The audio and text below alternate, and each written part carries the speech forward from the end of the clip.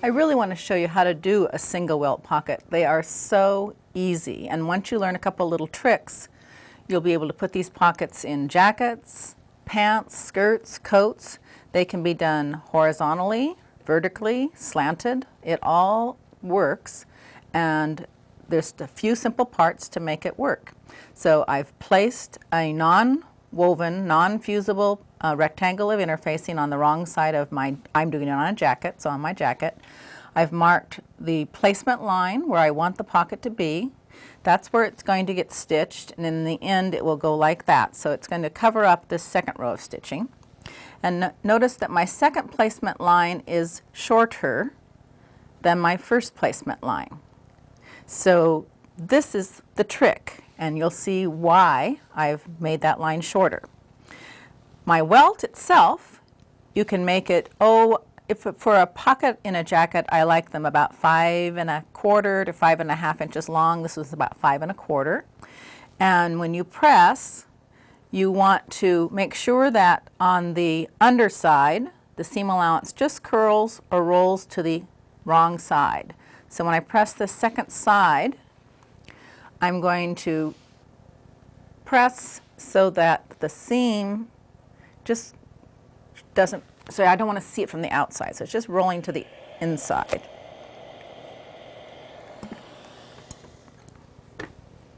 Give it a little finger press to flatten it down. And the welt itself, if you want, I did interface, by the way, I forgot to say that.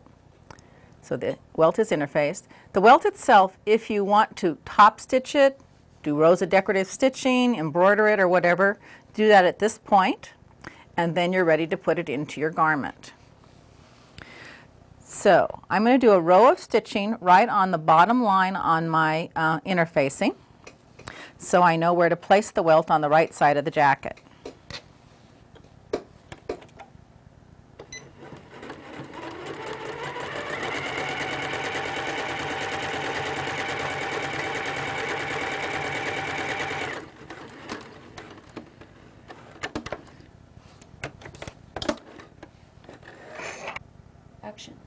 Now I have a row of stitching on the outside of my jacket that shows me where to place my welt, and I have a 1/4 inch seam allowance on the welt, so I just want overlapping this row of stitching by a 1/4 inch.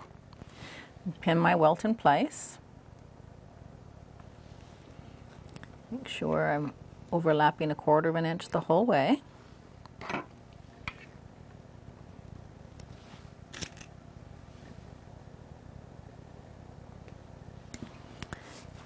And at this point, if you're doing two sides, you want to make sure that the other side is exactly the same right now.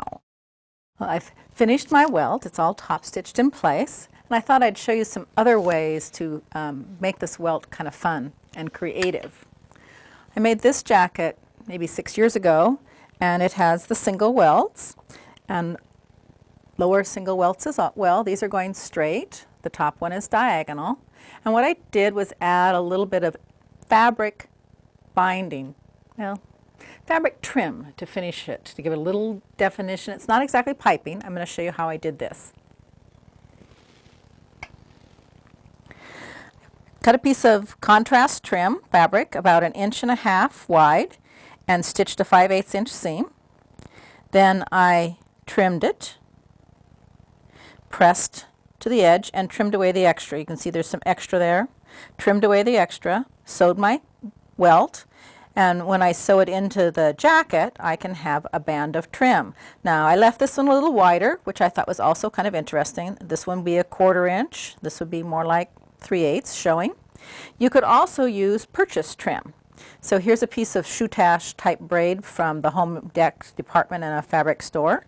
It's just a little loose trim with a little loopy edge to it. Sort of looks like piping.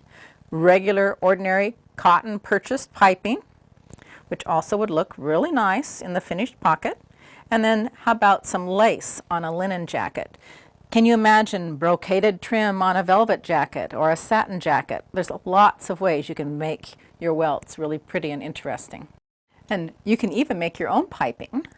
This is a great source. Those old ties in your husband's closet, once it's not quite pretty again for him, you can use bits of it and make piping. So I'm going to show you how to do this and sit at the machine and do a quick piping. My bias strip from the tie is cut about 1 3/4 inches, and when that's folded over the cotton cording and stitched, we'll end up with a 5/8 inch seam allowance here if that's what you would like to have.